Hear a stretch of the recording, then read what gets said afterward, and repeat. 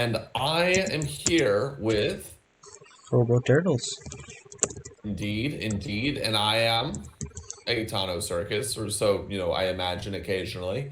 And we're here to get kickstarting off. We're here to kickstart off week 4 of the Mentor Tournament, to put week 3 to bed, and just to see what goes on from there. So, Hobo, how are you doing? You having a good time? It's been a good week for you? I'd say much better than last weekend. Started off with a cold and sore throat, and now I'm just mucus.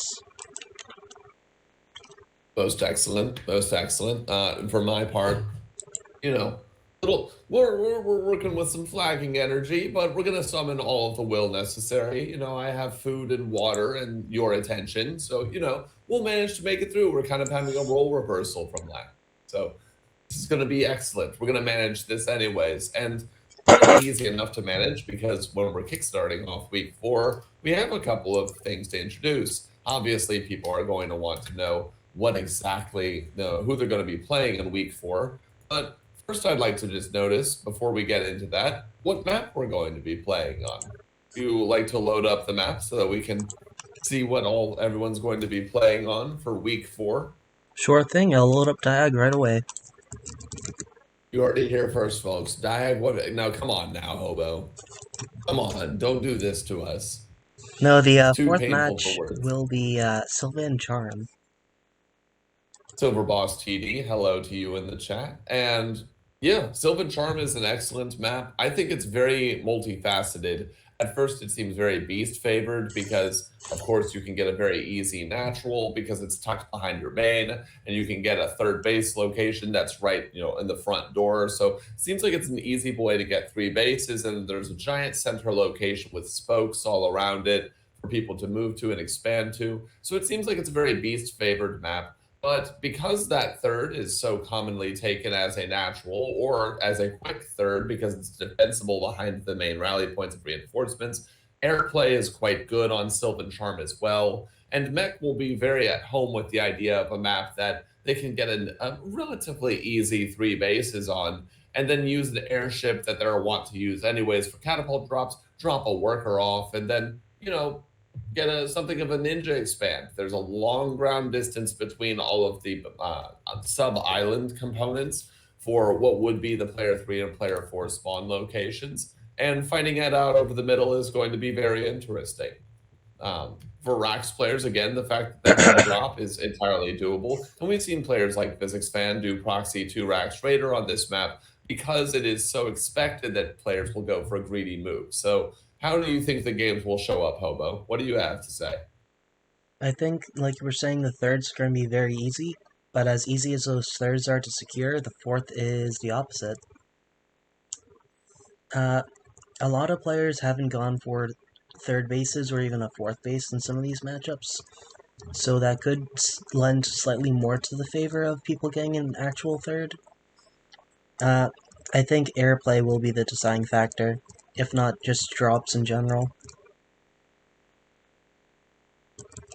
Yes, I actually predict that despite this being one of the largest maps that we have fielded over the Mentor tournament, we're going to see some of the quickest games because as we brought up, it is very easy or likely that people will get, 3 bases, but they'll struggle to get a 4th base. And I do think that the apparent ease of greed is going to make it so that players are going to find themselves maybe taking more gambles than they would ordinarily. I expect to see a lot of just build order losses. But if that doesn't happen and the games go long, Sylvan Charm is one of those maps where there's not very many excuses. It has a way of being beneficial in its own way to all 3 of the matchups. So it should generate some interesting games, even if they're not necessarily speedy.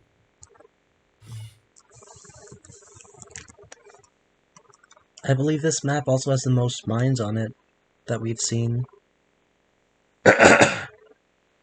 Oh, let's see. It has 3 It's 12, I easy believe. bases for each. Or, Okay. no, 16. Yeah, it has 3 easy bases for each person. Times it's a 4-player map, so 12, and then it has little gold mines on the inner spokes, like on the inner circle, if you will, like the little low ground circle that surrounds the Sylvan Charm. Kudos to the people who made this map. It's quite a fun map, even if it doesn't see as much play as I would like. I have some memorable experiences with it regarding the team league. It showed up quite prominently there. Games that I've seen of people between people on this map tend to be very interesting. So, what better way to end week 4 and the mentors tournaments round robin league component before the top cut, and with a map like this? And yes, that does mean for everyone who's watching, no, it's not ravaged. I'm deeply sorry, but also not at the same time. Do you believe the gall of us, Hobo, to not have ravaged its 4th map? Truly despicable. How dare we? Well, there's been 2 tournaments recently that have included Ravaged, I believe. Indeed. The March and February tournaments. Yeah, so you can get your fill of Ravaged over there. But perhaps instead of Ravage the map, you want to hear about who is going to be ravaging who with regards to the matchups for week 4. So without further ado, let's go ahead and get into it. So what's interesting about week 4, Hobo, is that week 4 doesn't have 2 best of 3s that each player has to play. They only have to play 1 best of 3. So they only have 1 opponent left. So the first one's going to be Kaitaro versus Thurx. Then there's going to be JY versus Weird Rat. Just to reverse that, we're going to have Weird Rat versus JY and Thurx versus Kaitaro. Just in case you're listening for your name to be the one said first. It's going to be Baby Might versus Red. And then Red versus Baby Might, obviously. And then the last matchup will be Felipe Brazil versus Doomster, which the other way around is Doomster versus Felipe Brazil. So there's only 4 best of 3s, despite the fact that we listed 8 games there, because they're flipping which one is which. Let's go to the first one. To swap some stuff up, I think I'll give my thoughts first. That way we have less bias from my point of view, so to speak. Fair enough. Yeah, let's see what Kaitaro versus Thurx. I think in terms of micro, Thurx has an advantage. In terms of macro, Kaitaro has an advantage, and in terms of attendance, I think Thurx will have the advantage. Yes, I agree with that. I actually think, I don't want this to be the case, but Kaitaro, it seems, has not been, just due to time zone differences, has not been able to make as many games or attend as many as perhaps they would like. And so I think that realistically, it's not going to get to a gameplay scenario. It's going to get to Thurx and Kaitaro won't be able to make their schedules match up, but Thurx is certainly trying to get all these things sorted out. And then it will be Thurx winning 2-0 over Kaitaro. Kaitaro is also having internet connection issues, I believe. Yes, and kudos to Kaitaro. Kaitaro is one of the many players who has, shown up in attendance after taking over the spot of someone who did drop out, who wasn't able to continue playing or continue attending. So I do credit and thank Kaitaro for that, and it was an unexpected difficulty. But sorry, I do think that Thurx is going to get it. What do you think about JY versus Weird Rat? I think this one is a 2-1 either direction. Ooh, okay. Which way do you favor between the two of them?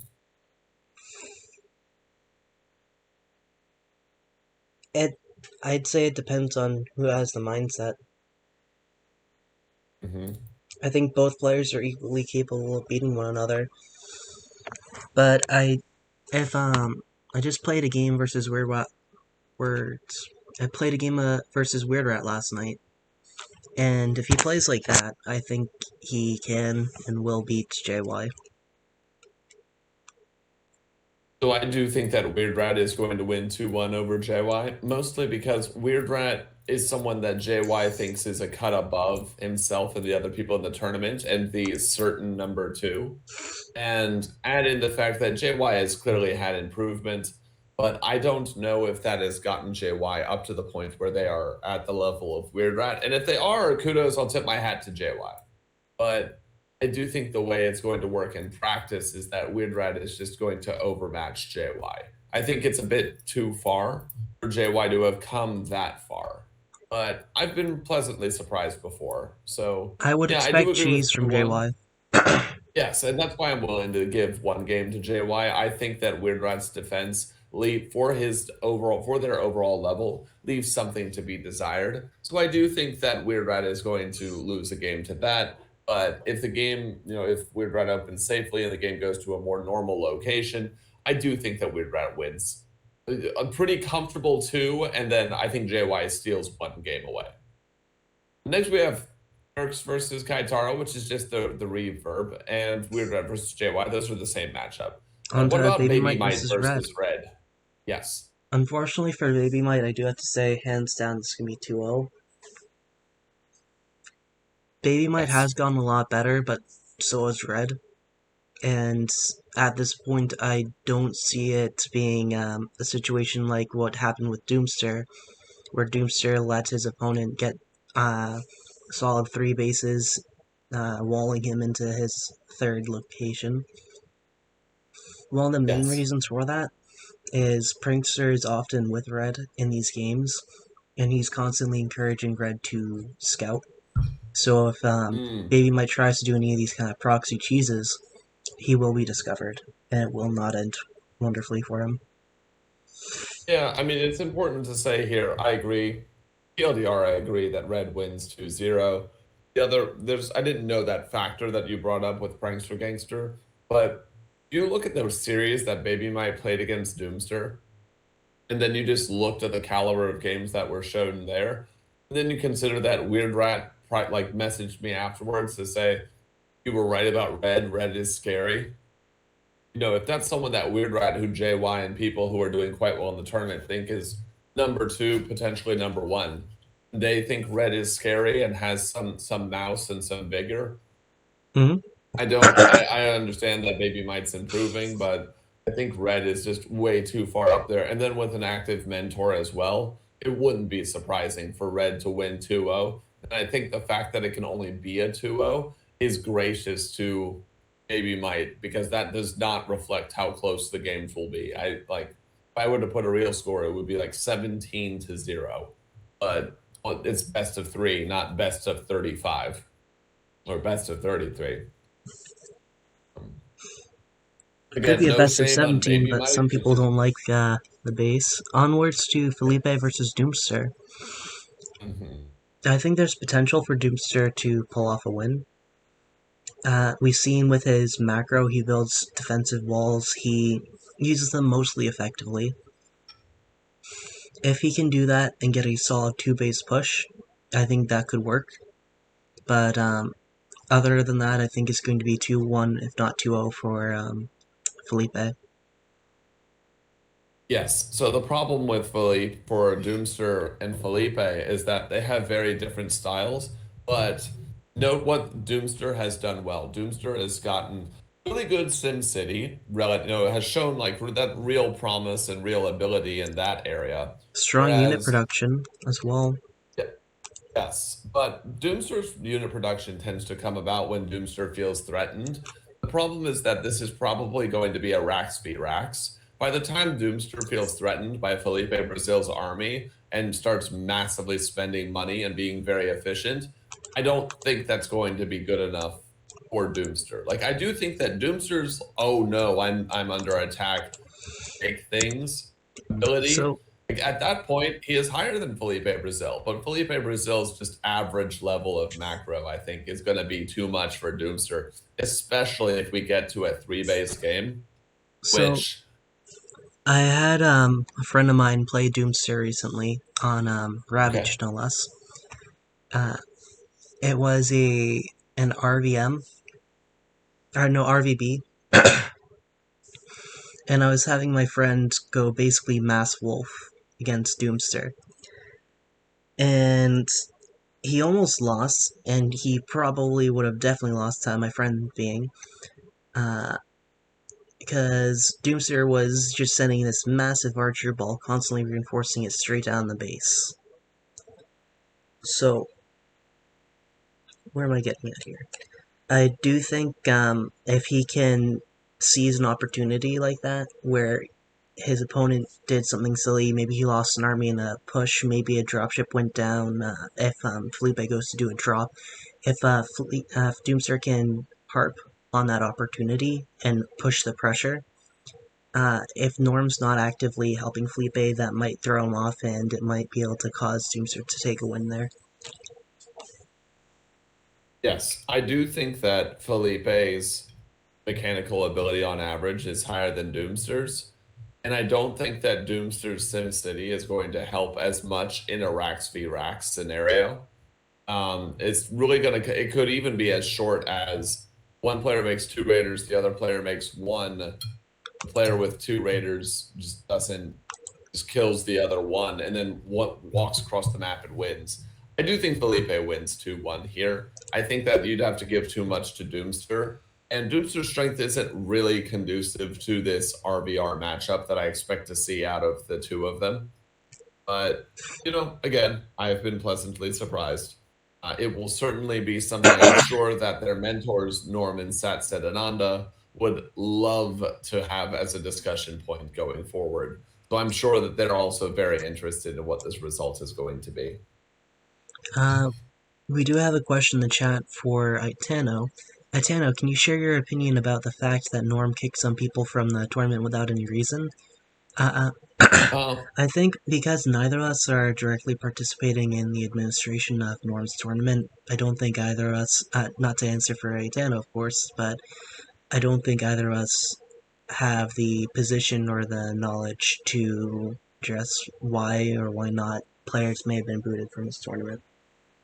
So I have some understanding as to what's going on there, but the point that I would like to make is that that Norm's kicking of people for the tournament is for specifically the March Cup. That is not, in fact, for the Mentor tournament. I think it would be a bit of a tangent to go on to my thoughts on that right here and now.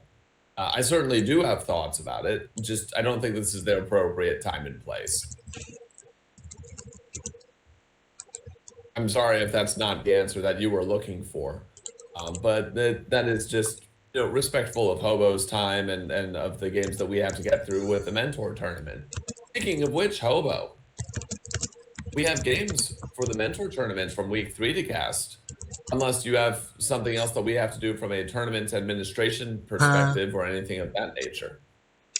The only thing left, I just want to note for the general audience that at current we have 3 of the 8 matchups submitted. We are working on getting the rest. Due to various schedules and conflicting people, or time zones I should really say, we do not have all of the 8 matchups. I do know that one is going to be played today. I believe another was played. I'm still waiting for the players to come online to figure out if they have played and if they can get me the replays. So for now,